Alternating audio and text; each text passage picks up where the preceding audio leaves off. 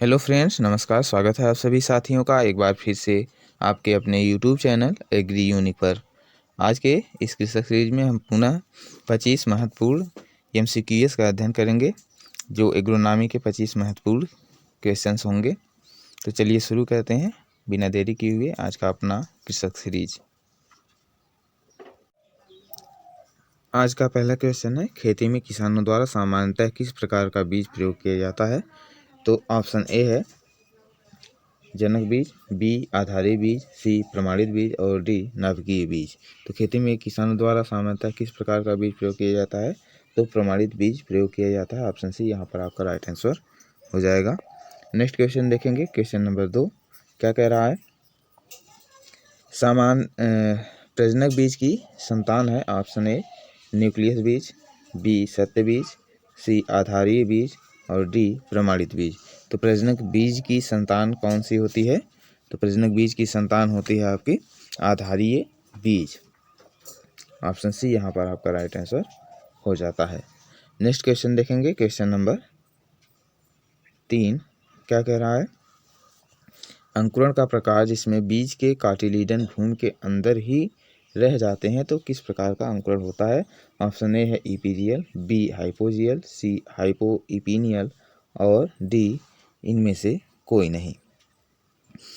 तो बीज के कार्टिलिडन किस प्रकार के अंकुरण में भ्रूण के अंदर रह जाते हैं। तो हाइपोजियल प्रकार के जर्मिनेशन में रह जाते हैं। अंकुरण का प्रकार है तो हाइपोजियल आपका यहाँ पर राइट आंसर हो जाएगा, ऑप्शन नंबर बी। नेक्स्ट देखेंगे, क्वेश्चन नंबर 4 बीज अधिनियम किस वर्ष में पारित हुआ था। तो ऑप्शन ए है 1955 में, बी 1960 में, सी 1966 में और डी 1970 में। तो बीज अधिनियम किस वर्ष पारित हुआ था। बीज अधिनियम आपका पारित हुआ था 1966 में। ऑप्शन सी यहाँ पर आपका राइट आंसर हो जाएगा। नेक्स्ट देखेंगे, क्वेश्चन नंबर 5 निम्न में से कौन सा फसल एक बीजपत्रीय नहीं है। ऑप्शन है ए नारियल, बी शरीफा, सी खजूर, डी अनानास। तो कौन सा फसल एक बीजपत्रीय नहीं है। तो शरीफा इनमें से एक बीजपत्रीय नहीं है, द्विबीजपत्री है। तो ऑप्शन बी यहाँ पर आपका राइट आंसर हो जाएगा। नेक्स्ट देखेंगे, क्वेश्चन नंबर 6 अधोभूमिक अंकुरण पाया जाता है। तो अधोभूमिक अंकुरण किसमें पाया जाता है। तो ऑप्शन ए है अधिकतम एक बीजपत्री में, बी अधिकतम द्विबीजपत्री में, सी अधिकतम एक बीजपत्री और कुछ द्विबीजपत्री में और डी अधिकतम द्विबीजपत्री और कुछ एक बीजपत्री बीजों में। तो अधोभूमिक अंकुरण किस प्रकार के बीजों में पाया जाता है। तो अधिकतम एक बीजपत्री और कुछ द्विबीजपत्री में पाया जाता है। तो ऑप्शन सी यहाँ पर आपका राइट आंसर हो जाएगा इस क्वेश्चन का। नेक्स्ट देखेंगे, क्वेश्चन नंबर 7। क्वेश्चन नंबर 7 क्या कह रहा है। गुणवत्तापूर्ण बीज में संदर्भित है। तो इसमें संदर्भित है तो ऑप्शन ए है आनुवंशिक शुद्धता, बी बीज गुणवत्ता मानक और सी भौतिक शुद्धता, डी ए सभी। तो गुणवत्तापूर्ण बीज में क्या क्या होने चाहिए। तो गुणवत्तापूर्ण बीज में आनुवंशिक शुद्धता भी होनी चाहिए, बीज गुणवत्ता मानक भी होना चाहिए और भौतिक शुद्धता भी होना चाहिए। तो ऑप्शन डी यहाँ पर राइट आंसर हो जाएगा, ए सभी। नेक्स्ट देखेंगे, क्वेश्चन नंबर 8। क्वेश्चन नंबर 8 क्या कह रहा है। सभी विमोचित और अधिसूचित किस्में जो बीज उत्पाद श्रृंखला में हैं वह कहलाती हैं। तो ऑप्शन ए है लुप्त किस्में, बी उदाहरण किस्में, सी अभ्यर्थी किस्में और डी संदर्भ किस्में। तो सभी विमोचित और अधिसूचित किस्में जो बीज उत्पाद श्रृंखला में अभी भी हैं, तो उन्हें हम किस रूप में जानते हैं। तो उन्हें हम जानते हैं संदर्भ किस्मों के रूप में, संदर्भ किस्मों के रूप में जानते हैं। तो ऑप्शन डी यहाँ पर आपका राइट आंसर हो जाएगा। नेक्स्ट क्वेश्चन देखेंगे, क्वेश्चन नंबर 9 जलद बीज अंकुरण क्षमता परीक्षण है। तो किस प्रकार का परीक्षण। तो ऑप्शन ए है टेट्राजोलियम परीक्षण,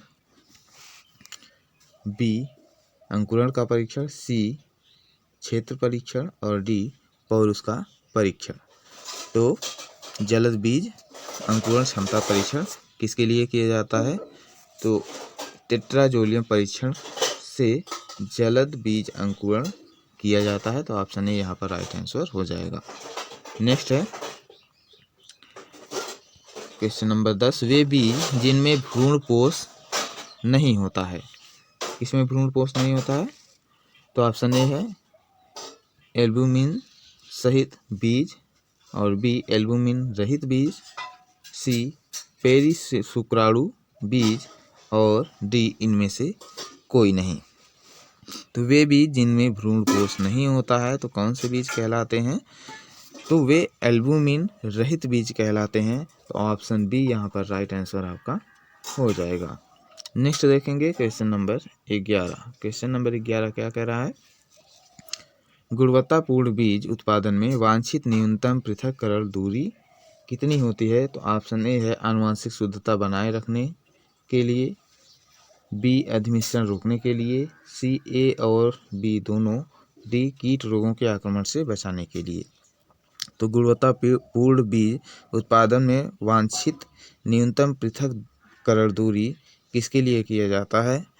तो आनुवंशिक शुद्धता को बनाए रखने के लिए किया जाता है और अधिमिश्रण को रोकने के लिए भी किया जाता है। तो इस प्रकार 11 नंबर क्वेश्चन का ऑप्शन नंबर सी यहाँ पर राइट आंसर हो जाएगा, ए और बी दोनों। नेक्स्ट देखेंगे क्वेश्चन नंबर 12। क्वेश्चन नंबर 12 क्या कह रहा है? बीज पृष्ठ से रोगाणुओं के उन्मूलन की प्रक्रिया है। बीज पृष्ठ से रोगाणुओं के उन्मूलन की प्रक्रिया कौन कौन सी है? तो ऑप्शन ए है बीज कीटाणु शोधन, बी बीज रक्षण, और सी बीज संक्रमण शोधन, डी इनमें से कोई नहीं। तो बीज पृष्ठ से रोगाणुओं के उन्मूलन की कौन सी प्रक्रिया होती है? तो उस प्रक्रिया को हम क्या कहते हैं? तो उसे हम बीज रक्षण कहते हैं। ऑप्शन बी यहाँ पर राइट आंसर हो जाएगा। नेक्स्ट देखेंगे क्वेश्चन नंबर 13। गहरी जल प्रणाली वाला फसल चक्र चुनिए। तो गहरी जल प्रणाली वाली फसल कौन सी है? यहाँ पर जल की जगह जड़ होना चाहिए।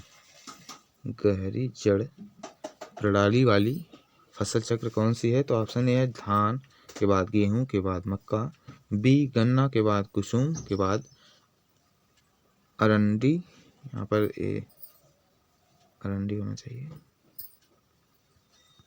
अरंडी, और सी मूंगफली के बाद तंबाकू के बाद पपीता, और डी प्याज के बाद लहसुन, इसके बाद सब्जियां। तो गहरी जड़ प्रणाली वाली फसल चक्र कौन सी है? तो इसमें गन्ना के बाद कुसुम के बाद अरंडी, ये आपका राइट आंसर हो जाएगा, ऑप्शन नंबर बी। नेक्स्ट देखेंगे क्वेश्चन नंबर 14। एक उन्नत किस्म का प्रारंभिक बीज किस नाम से जाना जाता है? तो ऑप्शन ए है प्रजनक बीज, बी आधारीय बीज, सी नाभिकीय बीज, और डी पंजीकृत बीज। तो एक उन्नत किस्म का प्रारंभिक बीज किस नाम से जाना जाता है? तो उसे हम जानते हैं नाभिकीय बीज के रूप में। तो ऑप्शन सी यहाँ पर आपका राइट आंसर हो जाएगा।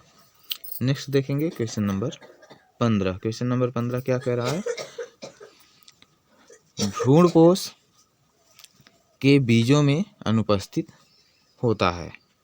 कौन सा आर्किड भ्रूणपोष किस प्रकार के बीज में अनुपस्थित होता है? तो ऑप्शन ए है आर्किड, बी गेहूं, सी अरंडी, और डी मक्का। तो किसमें भ्रूणपोष नहीं पाया जाता है? तो आर्किड में भ्रूणपोष अनुपस्थित होता है। तो ऑप्शन ए यहाँ पर राइट आंसर हो जाएगा। नेक्स्ट देखेंगे क्वेश्चन नंबर 16। क्वेश्चन नंबर 16 क्या कह रहा है? भ्रूणी और पश्च भ्रूणी प्रकार की मूल प्रणाली किसमें पाई जाती है? किस फसल में पाई जाती है? तो ऑप्शन ए है बाजरा, बी चारा वाली फसल, सी रागी, और डी मक्का। तो भ्रूणी और पश्च भ्रूणी प्रकार की मूल प्रणाली किसमें पाई जाती है? तो मक्के में पाई जाती है। ऑप्शन डी यहाँ पर राइट आंसर हो जाएगा। नेक्स्ट क्वेश्चन देखेंगे क्वेश्चन नंबर 17 क्या कह रहा है? बीज गुणवत्ता का कौन सा घटक बीज के द्वारा संचारित रोगों से संबंधित है? बीज गुणवत्ता का कौन सा घटक बीज के द्वारा संचारित रोगों से संबंधित है? तो ऑप्शन ए है दैहिक, बी भौतिक, सी स्वच्छता, और डी आनुवांशिक। तो कौन सा संचारित रोगों से संबंधित है? तो स्वच्छता जो है संचारित रोगों से संबंधित है, इसके द्वारा इस रोग को रोका जा सकता है। तो ऑप्शन सी यहाँ पर राइट आंसर हो जाएगा। नेक्स्ट है क्वेश्चन नंबर 18। आधारित बीज का उत्पादन होता है या आधारीय बीज का उत्पादन होता है? ऑप्शन ए है न्यूक्लियस से, बी ब्रीडर से, सी क्वालिटी बीज से, डी प्रमाणित बीज से। तो आधारी बीज का उत्पादन किस बीज के द्वारा होता है? तो ऑप्शन बी यहाँ पर राइट आंसर हो जाएगा। ब्रीडर सीड से आधारी बीज उत्पादित किया जाता है। नेक्स्ट है क्वेश्चन नंबर 19। क्वेश्चन नंबर 19 क्या कह रहा है? रखे हुए बीज, यहाँ बीज होना चाहिए, रखे हुए बीज में पानी की मात्रा किससे ज़्यादा नहीं होनी चाहिए? यानी भंडारित बीज में भंडारित बीज में कितना पानी की नमी की मात्रा होनी चाहिए? तो ऑप्शन ए है 8 से 10%, बी 10 से 14%, सी 14 से 16% और डी 16 से 18%। तो रखे हुए बीज में कितना प्रतिशत नमी होना चाहिए? तो 8 से 10% नमी होनी चाहिए। ऑप्शन ए यहाँ पर आपका राइट आंसर हो जाता है। नेक्स्ट देखेंगे क्वेश्चन नंबर 20। क्वेश्चन नंबर 20 क्या कह रहा है? तो क्वेश्चन नंबर 20 कह रहा है ग्रोवर के लिए टैग का रंग क्या होता है? ऑप्शन ए है सफ़ेद, बी पिंक, सी हरा और डी पीला। तो ग्रोवर सीड के लिए टैग का रंग किस प्रकार का होता है? तो पिंक कलर का होता है, गुलाबी कलर का होता है ग्रोवर सीड के लिए। ऑप्शन बी यहाँ पर राइट आंसर हो जाता है। नेक्स्ट देखेंगे क्वेश्चन नंबर 21। बीज का छिलका छिलने में कौन सा उपयुक्त होता है? ऑप्शन ए है गर्म पानी, बी अम्ल, सी गर्म तापमान और डी इनमें से सभी। तो बीज का छिलका छिलने के लिए कौन सा प्रयोग मिलाते हैं इसमें? तो इसमें आपका प्रयोग मिलाया जाता है गर्म पानी भी, अम्ल भी और गर्म तापमान भी। इसलिए यहाँ पर ऑप्शन डी राइट आंसर हो जाएगा, इनमें से सभी। इन सभी का प्रयोग करके गर्म पानी का, अम्ल का या गर्म तापमान का प्रयोग करके हम बीज का छिलका निकालते हैं। तो क्या राइट आंसर हो जाएगा? इनमें से सभी, ऑप्शन डी। नेक्स्ट देखेंगे क्वेश्चन नंबर 22। क्वेश्चन नंबर 22 क्या कह रहा है? टेस्ट भार कितने बीजों का होता है? तो ऑप्शन ए है 100 बीजों का, बी 1000 बीजों का, सी 10,000 बीजों का और डी 10 बीजों का। तो टेस्ट वेट या टेस्ट भार कितने बीजों का किया जाता है? तो 1000 बीजों का किया जाता है। ऑप्शन बी यहाँ पर आपका राइट आंसर हो जाएगा। नेक्स्ट देखेंगे 23। क्वेश्चन नंबर 23 क्या कह रहा है? टेट्राजोलियम क्लोराइड किससे संबंधित है? ऑप्शन ए है सफाई, बी ओज, सी जमाव और डी इनमें से कोई नहीं। तो टेट्राजोलियम क्लोराइड किससे संबंधित होता है? तो टेट्राजोलियम क्लोराइड संबंधित होता है ओज से, विगर टेस्ट के लिए। तो ऑप्शन बी यहाँ पर राइट आंसर हो जाता है। नेक्स्ट देखेंगे क्वेश्चन नंबर 24। क्वेश्चन नंबर 24 क्या कह रहा है? किस बीज के लिए प्रमाणीकरण आवश्यक नहीं होता है? तो ऑप्शन ए है प्रजनक बीज के लिए, बी प्रमाणित बीज के लिए, सी आधारी बीज के लिए और डी पंजीकृत बीज के लिए।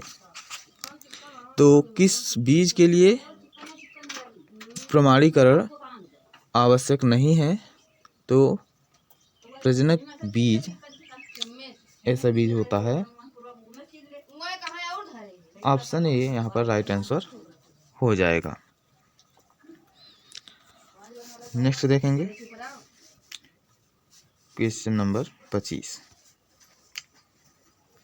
क्वेश्चन नंबर 25 क्या कह रहा है? किस फसल के लिए आधारी बीज एवं प्रमाणित बीज की भौतिक शुद्धता 95% मान्य होती है? ऑप्शन ए है सोयाबीन, बी मूंगफली, सी पालक और डी गाजर। तो किस फसल के लिए आधारी बीज एवं प्रमाणित बीज की भौतिक शुद्धता 95% तक मान्य होती है? तो इसमें जो है आपका गाजर, ऑप्शन डी राइट आंसर हो जाएगा। गाजर के लिए 95% भौतिक शुद्धता मान्य होती है। तो आज के कृषक सीरीज में बस इतना ही। मिलते हैं नेक्स्ट वीडियो में। तब तक के लिए आप सभी साथियों का धन्यवाद।